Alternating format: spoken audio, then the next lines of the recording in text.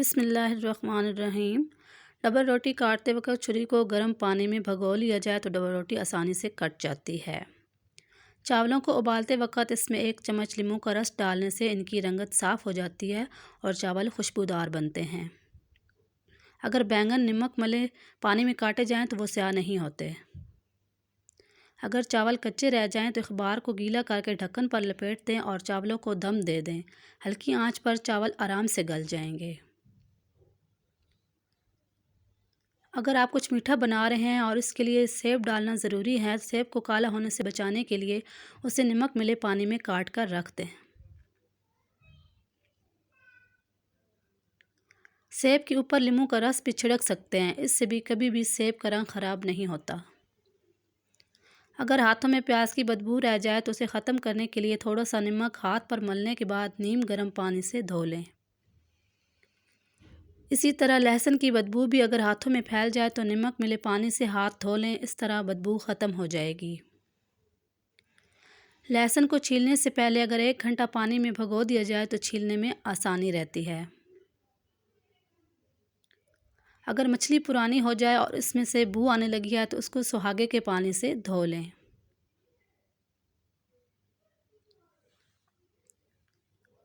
सब्जियां ताज़ा रखनी हों तो उन्हें ठंडी खुश्क जगह पर रखें। जब देखें कि खुश्क हो रही हैं तो इन पर पानी का छींटा डाल दें या पानी में भीगा कपड़ा इन पर डाल दें। अदरक को महफूज करना हो तो उसे रेत या मिट्टी में दबा दें और पानी का छींटा देती रहें। पत्ते वाली सब्जियां पालक, धनिया वगैरह दिन में 2-3 बार उलट पुलट दी ताकि गले सड़े नहीं। अदरक को महफूज करना हो तो उसे रेत या मिट्टी में दबा दें और पानी का छींटा देती रहें।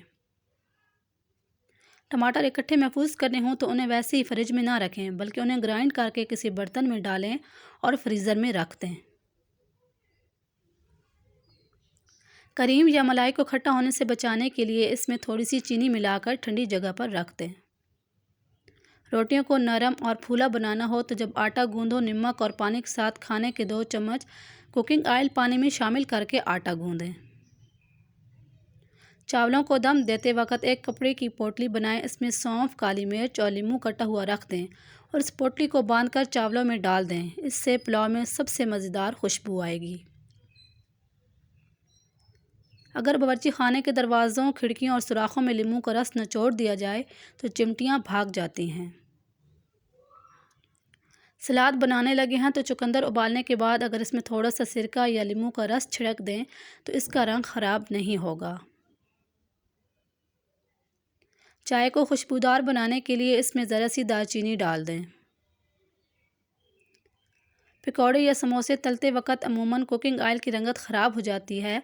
उसे साफ़ करने का तरीका यह है कि इसमें आप थोड़ा सा आटा डालकर फ्राई कर लें।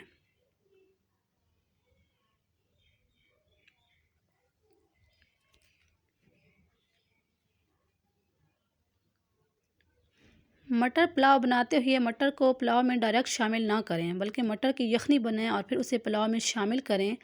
इससे मटर की जो मखसूस बू है वो नहीं आएगी। जो लोग ब्लड प्रेशर का शिकार हैं वो ज़्यादा नमक इस्तेमाल नहीं कर सकते। अगर खाने में नमक ज़्यादा हो जाए तो एक नींबू निचोड़ने से नमक कम हो जाता है। चॉपर या ब्लेंडर को इस्तेमाल से पहले थोड़ा सा नमक डालकर चॉपर या ब्लेंडर को चला लें। ऐसा करने से इसके ब्लेड्स तेज़ हो जाएंगी और इनकी कारकर्दगी बेहतर हो जाएगी। हरी मिर्चों को जब भी अचार में डालें तो इनकी डंडियाँ उतार दें। इस तरह हरी मिर्चों का अचार जल्दी ख़राब नहीं होगा। अगर किचन का सिंक बंद हो जाए तो इसमें पहले थोड़ा सा नमक डालें और फिर इसके ऊपर हाइड्रोक्लोरिक पेरोक्साइड डाल दें। नाली खुल जाएगी। छुरी कांटे रखते वक्त इनकी नोक नीचे की तरफ रखें ताकि इनकी चमक कम ना हो और कटिंग बोर्ड से कटी हुई चीज़ों को नोक से ना उठाएं।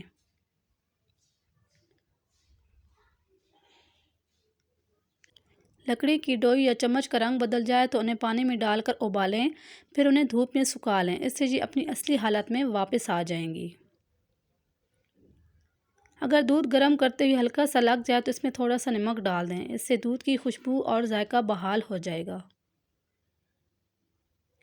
अगर एड़ियाँ फट जाएं तो हाथ पर चंद कतरे ग्लिसरीन के डालें। इसमें उतना ही पानी मिलाकर अच्छी तरह से मिक्स करके फटी हुई एड़ियों पर लगाएं। नकली फूलों और पत्तों को कच्चे दूध से साफ़ करें, बिल्कुल चमक जाएंगे। ज़्यादा उबले हुए अंडे को हज़म करना मुश्किल होता है, इसलिए अंडे को उतना ही उबालें कि इसकी सफ़ेदी जम जाए, लेकिन जर्दी नहीं। जो चाय की पत्ती बेकार हो जाए तो उसे फर्नीचर पर रगड़ने से फर्नीचर की चमक बढ़ जाती है। आमतौर पर शीशे के गिलास एक दूसरे के अंदर रखने से चिपक जाते हैं, तो ऐसी सूरत में गिलास के अंदर बर्फ़ या बर्फ़ का पानी डालें और फिर बाहर के गिलास को गर्म पानी के बर्तन में डुबोएं तो गिलास अलहदा हो जाएगा। टमाटरों के सिरों पर अगर मोम थोड़ा सा लगा कर रख दें तो टमाटर कई दिन तक ताज़ा रहेंगे। खाना खाने के बाद थोड़ी सी अजवाइन खाने से मोटापा दूर होता है। चावलों के डब्बे के पैंदे में नीम के सूखे पत्ते रख दें तो डब्बे में कीड़े मकोड़े दाखिल नहीं होंगे। पपीता सीने की बलगम को दूर करता है, पेट के अमराज के लिए मुफीद है और निज़ाम इंहिज़ाम को दुरुस्त करता है। जिन लोगों को पाँव में बहुत पसीना आता है, जूते पहनने से भी बहुत पसीना आता है, तो वो तलवों पर तेल लगा लिया करें, पाँव में पसीना नहीं आएगा। अगर मसूड़े फूलते हों तो नमक में सरसों का तेल मिलाकर मसूड़ों पर लगाएं। दिन में 3 बार लगाने से मसूड़ों में तकलीफ़ नहीं होगी।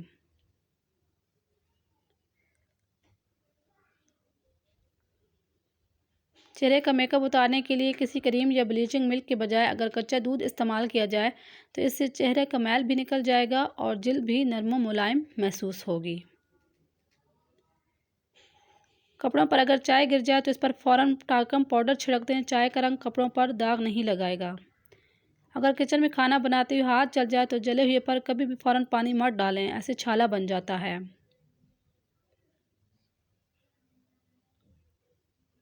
पथरी को ख़त्म करने के लिए एक और अहम चीज़ पत्थर चट का पौधा है। इसके पत्तों में कुदरत ने ये सलाहियत रखी है कि ये बहुत जल्द पथरी को ख़त्म कर देते हैं। इसलिए अगर कभी पथरी की शिकायत हो जाए तो फिर चट के कुछ पत्ते तोड़ लें और उन्हें खाते रहें। पथरी ख़त्म करने के लिए अक्सीर है। पालक उबालते हुए अगर इसमें चुटकी भर खाने का सोडा शामिल कर दिया जाए तो इसका रंग तब्दील नहीं होता और जायके में भी फ़र्क नहीं आता। भिंडी गोश्त बनाते वक्त अगर इसमें कच्चे आम के छिलके डाल दें तो इसकी लेस ख़त्म हो जाएगी।